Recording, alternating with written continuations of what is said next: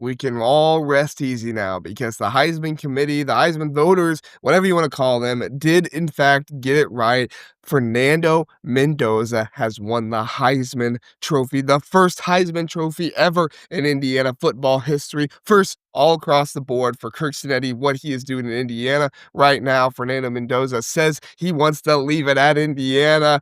Somebody let Fernando Mendoza know that he gets two of these. One goes to Indiana, one he actually gets to keep. I chuckled when I heard him talking about that. I mean, like, how can you hate the guy, right? You hear this guy in interviews, you hear this guy's heart, who he is.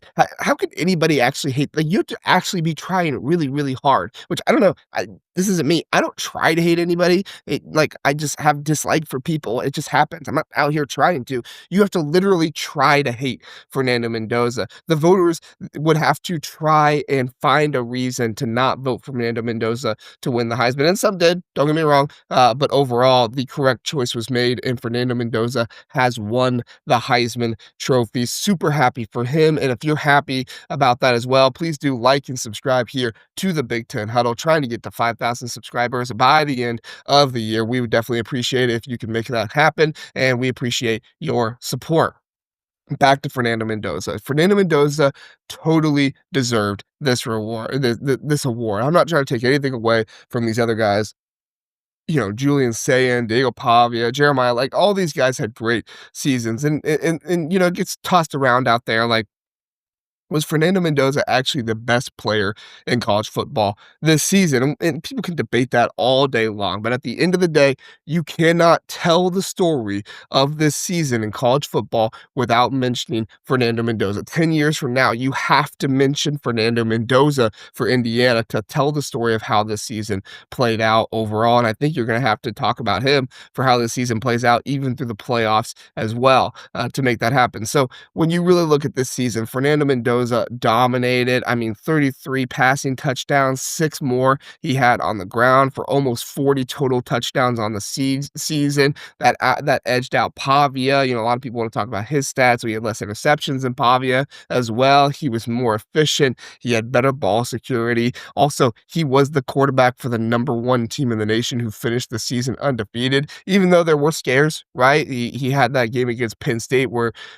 Penn State almost won, but he had the game-winning drive. He was clutch in high-stakes situations. Yes, Penn State was not a top-ranked team in that game, but Penn State was also at a point in their season where they had to win, and they had talent on that team, and they were playing hard for Terry Smith because they wanted Terry Smith to be the head coach. Now, if you don't know anything about the Big Ten, you probably don't know all those things, but it was an impressive win. And although, some people say, oh, Indiana should have beat them by more, at the end of the day, they beat them because of Fernando Mendoza, because of those wide receivers, because of that team and their resilience to make that happen. He had elite efficiency this season. He ranked #2 nationally in passer rating, yards per attempt, a 71.5% completion percentage. That was 6th in FBS. I mean, he outperformed Pavia and all of these numbers because he was just a more efficient guy, because he wasn't out there just to make the flashy plays and just try to be Johnny Manziel. He was actually who Fernando Mendoza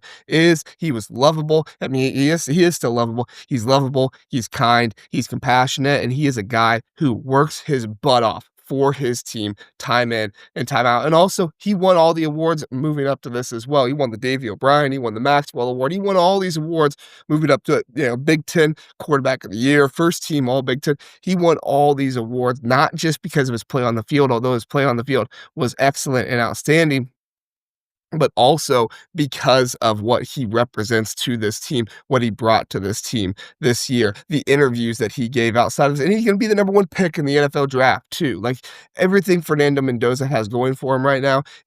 I'm not trying to disparage the kid here or anything like that, but if Pavia had all these things going for him, then I'd be like, oh, this guy could crap this away at some point. I don't feel like Mendoza's going to do that at all. Is that a reason to give him the Heisman? No, not necessarily, but it is another reason that makes you feel good about him being the Heisman winner, right? Because of the type of character that he has, because of the type of kid that he is, because of the plays he's able to make out there. And also, we can't forget, this is a guy that dealt with offensive line issues this season. He dealt with wide receiver issues this season. He dealt with a running back, one of the main running backs in the running back room, getting injured early on in the season.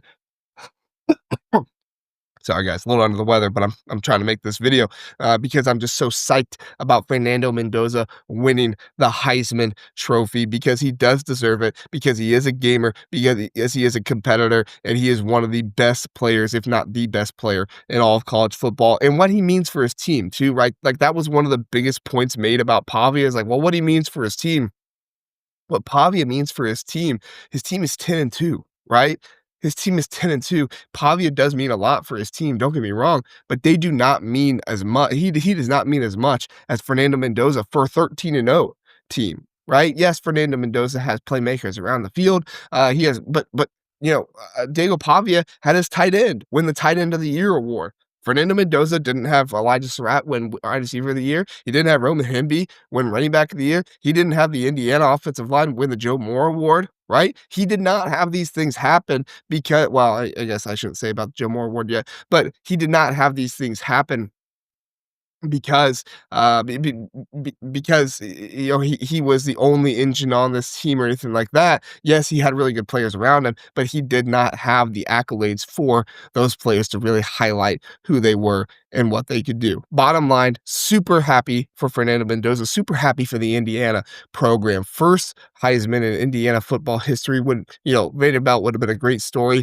as well. But if we're being honest, like Fernando Mendoza, his demeanor, who he is, what he represents is just so much bigger. And also for him to do this with all the other Northern players out there as well, like Gunnar Stockton, I believe Gunnar Stockton was the highest voted guy in the SEC outside of Diego Pavia. Diego Pavia had all of the SEC's backing. He had all of the SEC wanting this guy to win it because, let's face it, the SEC votes for their own to try and win these types of things. And Fernando Mendoza is still able to come out on top, win this award, even with some people splitting votes between Julian Sayin, Jeremiah Live. Look, if you took the betting advice that we gave you, which we don't often give here, often give out here at the Big Ten Huddle. But if you took it with Indiana to win the conference championship and Fernando Mendoza to win the Heisman, put that parlay together there, you're probably pretty thankful for that right now, especially if you got that with the odds early on. Excuse me, for that to happen. So Fernando Mendoza, what a season. What a season for Indiana. Obviously, they still have the playoffs to make this an even more special season than what it is. But this Heisman Trophy just encapsulates everything that this season has been for Indiana. It encapsulates, Kirk Cinetti going out and getting Fernando Mendoza. I remember when he was added to Indiana, I thought, okay, well, he struggles a little bit with like taking too many sacks and stuff like that, but he can be better than Rourke because he has mobility, he has all these things.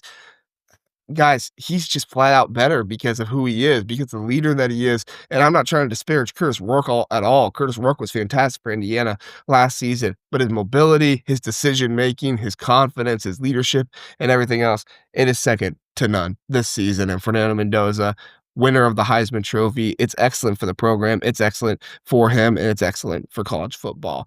Love to see it. Let me know your comments down below. Did you love to see it? What were your thoughts? Do you think that somebody else should have got some more love in the final vote with the voting and everything like that? We'd love to hear you guys' thoughts. Thanks for listening. Thanks for watching. Have a good one.